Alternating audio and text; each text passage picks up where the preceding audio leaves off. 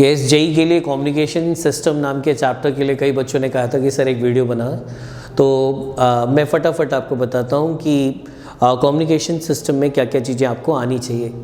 फटाफट देखते हैं। सबसे पहले हम कम्युनिकेशन सिस्टम के ब्लॉक डायग्राम को देखना शुरू करते हैं। और ब्लॉक डायग्राम में आप देख सकते हैं यहाँ पर इंफॉर्मेशन सोर्स है, फिर उसके बाद आप देख सकते हैं मैसेज सिग्नल है, ट्रांसमीटर है, चैनल में नॉइज़ जाती है, रिसीव सिग्नल है, रिसीवर है, मैसेज सिग्नल है, यूज़र ऑफ इंफॉर्मेशन है। तो ये सारे ब्लॉक डायग्राम में अलग अलग ब्लॉक्स हैं जिससे मिलकर पूरा कम्युनिकेशन सिस्टम बनता है। मैं इसे अपने तरीके से समझाऊंगा। मान लीजिए लता मंगेशकर जी कहीं पर गाना गा रही हैं एक रेडियो के स्टूडियो में, तो ये जो इंफॉर्मेशन सोर्स है वो बेसिकली कौन है? लता मंगेशकर जी का गाना। ये उनका जो गाना है वो मैसेज सिग्नल है, और ये वो रेडियो स्टूडियो में एक ट्रांसमीटर लगा होगा जो इस गाने को कन्वर्ट करेंगे उस फॉर्म में कि वो किसी चैनल के थ्रू दूर दूर जगह पे भेजा जा सके। चैनल क्या हो सकता है? चैनल वायर्ड भी हो सकता है, कोएक्सियल केबल भी हो सकती है, फाइबर ऑप्टिक्स की केबल भी हो सकती है, या फिर वो फ्री एयर भी हो सकती है। तो आप समझ गए होंगे कि फ्री एयर भी कई बार चैनल का रूप बन सकते हैं। तो चैनल कुछ भी नहीं है जिसके थ्रू हम ट्रांसमीटर से जो मैसेज जाएगा वो भेजा जाएगा। तो एक बार फिर से लता मंगेशकर जी का गाना आपको पता है वो इंफॉर्मेशन सोर्स है, और उस लता मंगेशकर जी इंफॉर्मेशन सोर्स है, उनका गाना मैसेज सिग्नल है जो ट्रांसमीटर ने कन्वर्ट कर दिया किस फॉर्म में कि वो चैनल में से जा सके। चैनल वो मीडियम है जिसमें से वो जाएगा और कहाँ पहुँचेगा? रिसीवर पे। तो रिसीवर उस सिग्नल को रिसीव करेगा और उसके बाद वो उसे फिर से कन्वर्ट करेगा किसमें? मैसेज सिग्नल में, मतलब लता मंगेशकर जी के गाने में, और उसके बाद जो उसे सुनना चाहेगा वो उसे सुन पाएगा।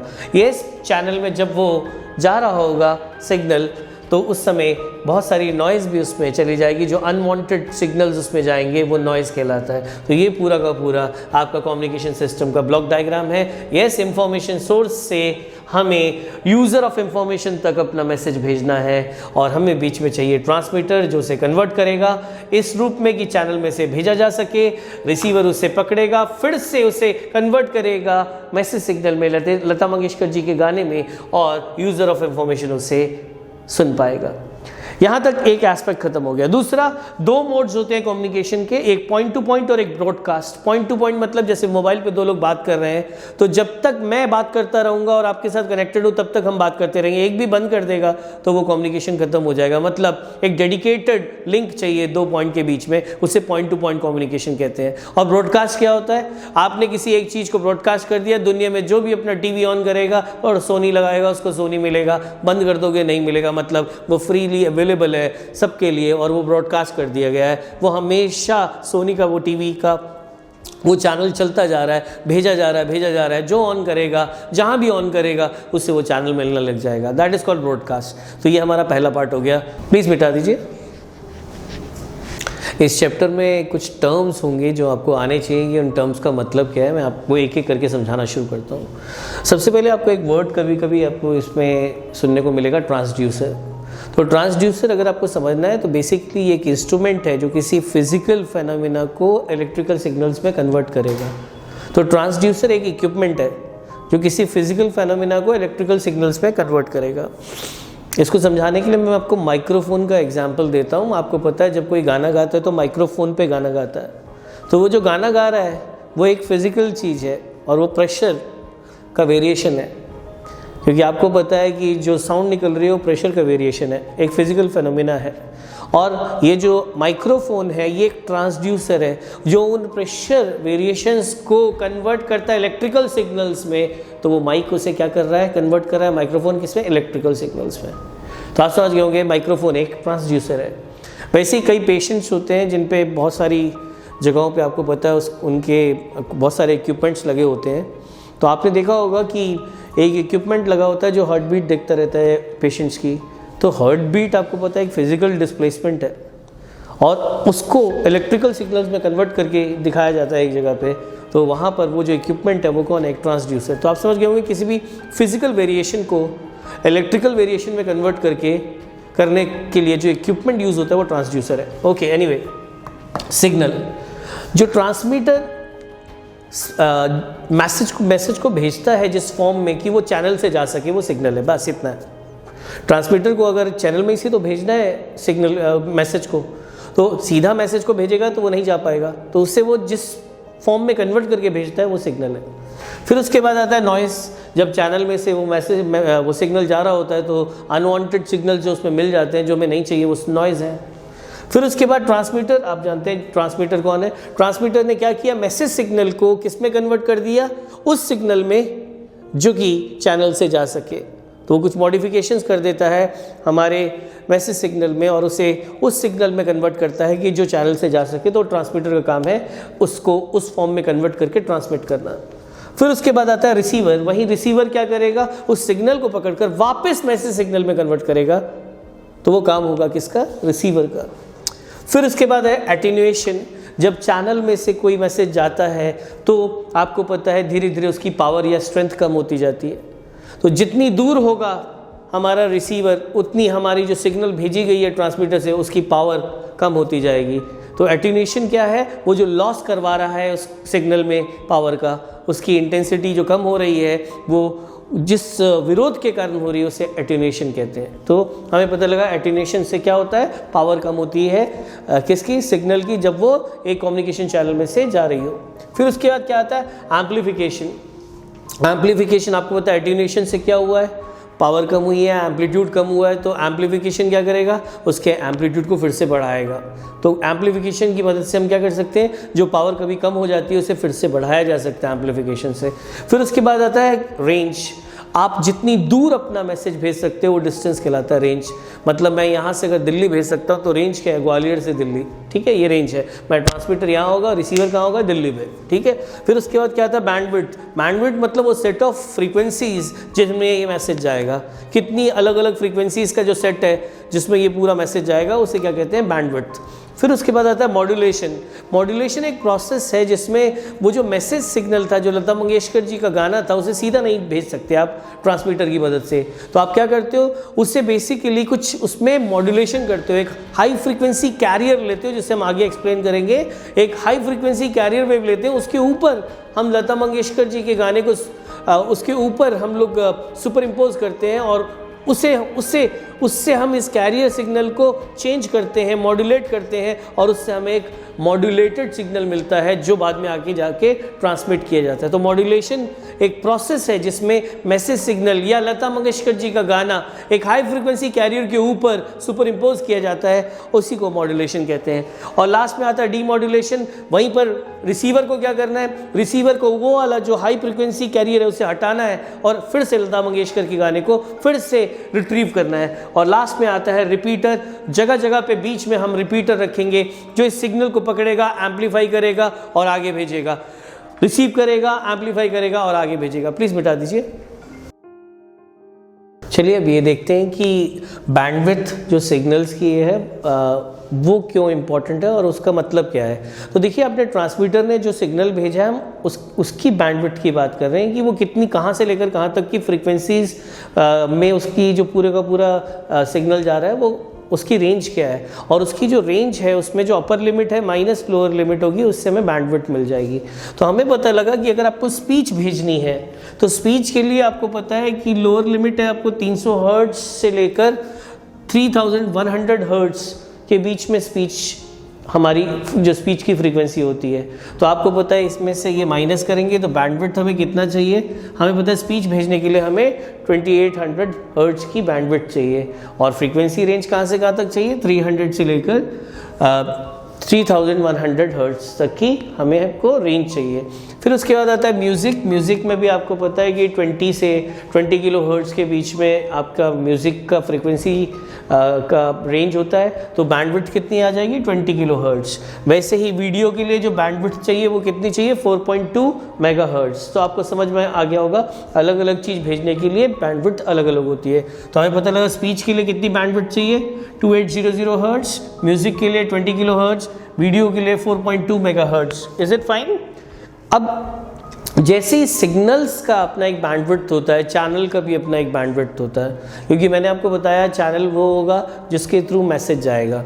और चैनल कौन कौन से हो सकते हैं, आपको पता है वायर्ड भी हो सकते हैं और ओपन भी हो सकते हैं। तो अगर मैं वायर्ड में बोलूँ तो कोएक्सियल केबल्स बहुत ज़्यादा कॉमन है उसमें, और कोएक्सियल केबल्स जब हम यूज़ करते हैं वायर के रूप में तो जनरली आपको पता है कि 250 हर्ट्ज़ का बैंडविड्थ वो आपको प्रोवाइड करता है, लेकिन जो हमारे सिग्नल्स होने चाहिए उनकी फ्रीक्वेंसी 18 गीगाहर्ट्ज़ से कम होनी चाहिए, तभी वो कोएक्सियल केबल से भेजे जा सकते हैं। और बैंडविड्थ कितना रख सकते हैं आप, 750 हर्ट्ज़ का बैंडविड्थ आप आराम से एक कोएक्सियल केबल से भेज सकते हैं। फिर आता है फ्री स्पेस। फ्री स्पेस में आप जब भेजेंगे तो फ्री स्पेस में बहुत बड़ा रेंज है जहाँ पर आप भेज सकते हैं। आप फ्यू हंड्रेड हर्ट्ज़ फ्रीक्वेंसी से लेकर आप किलो हर्ट्ज़ फ्रीक्वेंसी भी भेज सकते हैं, से लेकर गीगा हर्ट्ज़ फ्रीक्वेंसी तक कोई भी फ्रीक्वेंसी भेज सकते हैं। मतलब एक बहुत वास्ट रेंज है फ्रीक्वेंसीज़ की जो हर्ट्ज़ से शुरू होकर गीगा हर्ट्ज़ तक है, जिसमें आप कोई भी फ्रीक्वेंसी भेज सकते हैं। तो उसके और फर्दर छोटे छोटे बैंडविड्थ्स हो सकते हैं जो अलग अलग कम्युनिकेशन के लिए ज़रूरी हो सकते हैं। फिर आता है ऑप्टिकल फाइबर। ऑप्टिकल फाइबर में आप कम से कम 1 टेराहर्ट्ज़ और ज़्यादा से ज़्यादा 1000 टेराहर्ट्ज़ तक की फ्रीक्वेंसीज़ को भेजते हैं। लगभग जो हमारा बैंडविड्थ आता है वो 100 गीगाहर्ट्ज़ का आता है, 100 गीगाहर्ट्ज़ का आता है। तो ये हमें पता लगा what this is all about. तो बैंडविड्थ और कुछ नहीं है, वो सेट ऑफ फ्रीक्वेंसीज़ में जो अपर लिमिट है और लोअर लिमिट है उसमें जो डिफरेंस है वो बैंडविड्थ है। समझ में आ गया? जैसे हम अगर बात करें तो स्पीच में सब लोअर फ्रीक्वेंसी हम क्या भेज सकते हैं, 300, और हाईएस्ट जो फ्रीक्वेंसी है जो स्पीच में है वो कौन सी होती है, 3100। तो इनको डिफरेंस कितना है, वो बैंडविड्थ है किसका, स्पीच का, जो चाहिए अगर कभी किसी को स्पीच भेजनी है। और स्पीच आप जानते हैं टेलीकम्युनिकेशन में स्पीच ही जाती है। तो टेलीकम्युनिकेशन में डेफिनेटली हमें क्या ध्यान रखना है कि लगभग 2800 हर्ट्ज़ इतना बैंडविड्थ तो होना ही चाहिए, तभी आपका क्या टेलीकम्युनिकेशन में स्पीच जा सकेगी। वहीं जहाँ म्यूज़िक भेजना है तो आपको पता है थोड़ा ज़्यादा चाहिए उसमें, क्योंकि शायद और फ्रीक्वेंसी रेंज बढ़ती होगी तो उससे बैंडविड्थ बढ़ जाता होगा, और ऐसे ऐसे आपको वीडियो में और ज़्यादा बैंडविड्थ चाहिए। क्लियर हो गया होगा? तो ये हल्का सा बस आपको डेटा याद करना है और कुछ ज़्यादा नहीं है। प्लीज़ मिटा दीजिए। अब हमें EM वेव्स को भेजना है, तो कौन से 3 अलग तरीके हैं जिससे हम EM वेव्स को भेजते हैं वो हम पढ़ेंगे, राइट?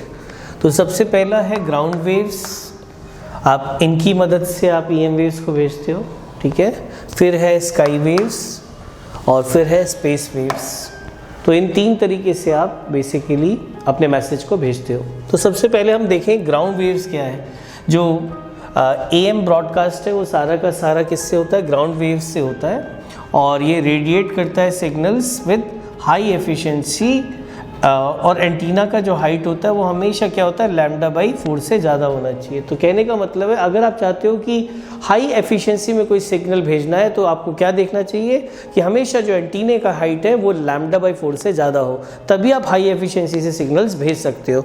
और यहाँ पर हम क्या करते हैं, हमें लो फ्रीक्वेंसीज भेजनी है, क्योंकि AM ब्रॉडकास्ट भेजने के लिए क्या होती है, उसमें फ्रीक्वेंसीज बहुत लो होती हैं और लैम्डा बहुत बड़ा होता है। और वो जो लैम्डा बहुत बड़ा होता है उसके 1/4 के करीब आप एक एंटीना खड़ा करते हैं ग्राउंड पे ही, और उससे हम लोग अपने सिग्नल्स भेजते हैं। ये जो सिग्नल है जो हम भेजते हैं वो ग्राउंड के ऊपर ग्लाइड होकर जाते हैं, चिपक कर जाते हैं, उसके ऊपर रेंगते हुए जाते हैं। और ये जो सिग्नल्स जा रहे हैं ज़मीन के ऊपर, वो ज़मीन के अंदर एक इंड्यूस करंट पैदा करते हैं। और क्योंकि ये इंड्यूस करंट ज़मीन के अंदर भी पैदा हो रहा है तो वो क्या होता है, ग्राउंड से चलते चलते उसकी पावर कम होनी शुरू हो जाती है। और उसमें भी जिसे एटीन्यूएशन कहते हैं, पावर का कम होना एटीन्यूएशन है। तो ग्राउंड के अंदर से जो इंड्यूस्ड करंट जा रहा है उसमें एटीन्यूएशन होता है ग्राउंड से जाते समय।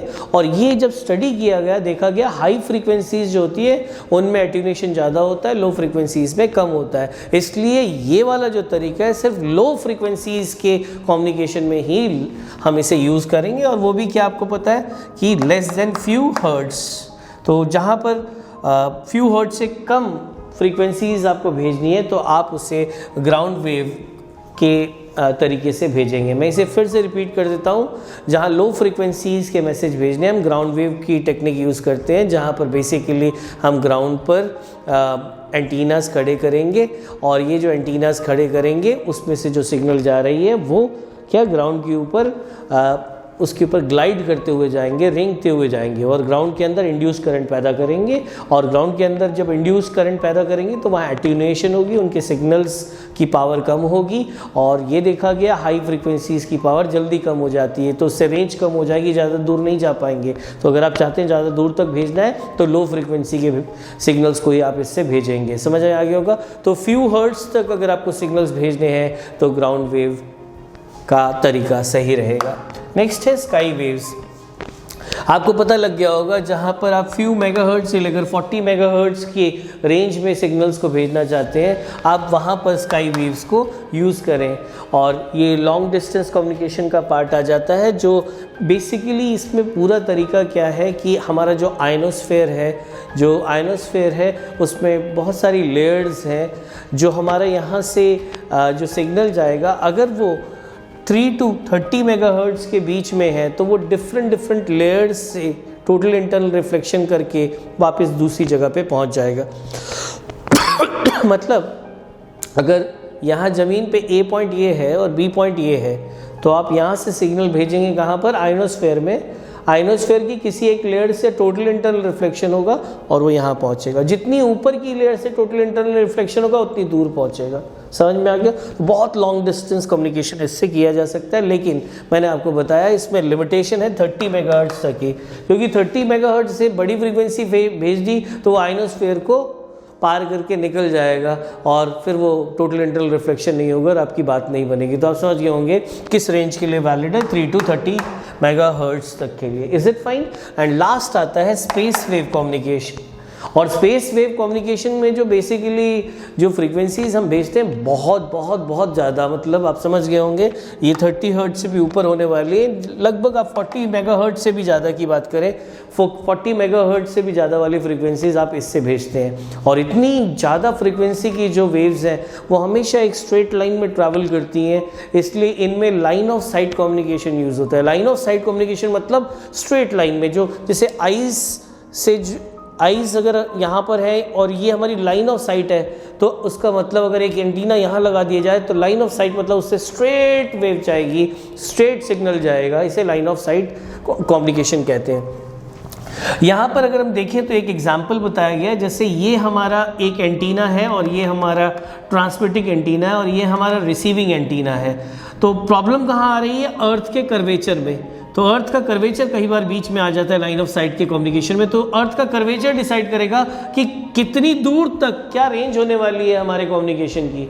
तो हमें पता लगा कि सबसे पहले जहाँ पर अर्थ का कर्वेचर आ रहा है हमारे ट्रांसमिटिंग एंटीना से लेकर वहाँ तक के डिस्टेंस को हम लोगों ने क्या कहा, डिस्टेंस फ्रॉम ट्रांसमीटर।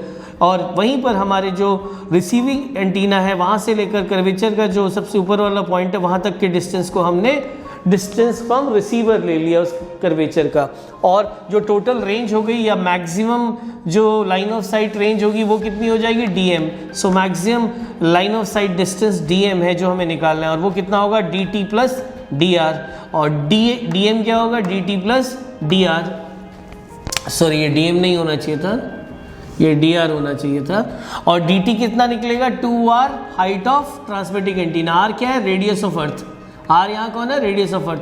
तो हमें पता लगा जो डिस्टेंस है जहाँ तक हमारा ट्रांसमिटिंग एंटीना भेज देगा वो कितना होता है, 2r height of transmitting antenna plus distance of receiving antenna कितना होगा, 2r height of receiving antenna का रूट, इसका भी रूट, इनका सम। ये टोटल हमें पता लगा maximum line of site distance जो एक जगह से दूसरी जगह पे जहाँ पर कम्युनिकेशन किया जा सकता है। और आपको पता लगा यहाँ पर जो डिसाइडिंग फैक्टर है वो अर्थ का कर्वेचर बीच में आ जा रहा है, उसके कारण हमारी रेंज क्या हो गई, एक लिमिटेड हो गई और वो अब हाइट ऑफ एंटीना पे डिपेंडेंट हो गई और अर्थ के रेडियस पे डिपेंडेंट हो गई। मुझे लगता है ये भी क्लियर हो गया होगा आपको।